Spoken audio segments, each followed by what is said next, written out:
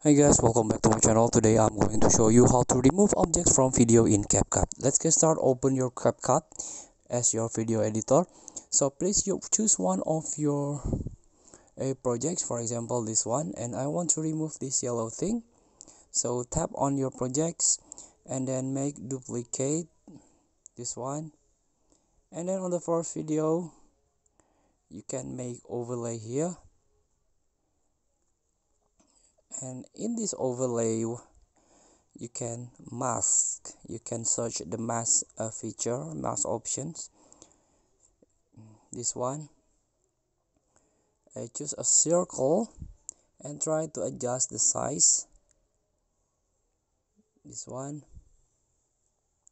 try to search a blank space that similar with a color with the table, and then you can adjust the size here to cover the yellow glass. This one, as you can see, the yellow thing or the glass is gone here, and try to tap the play button.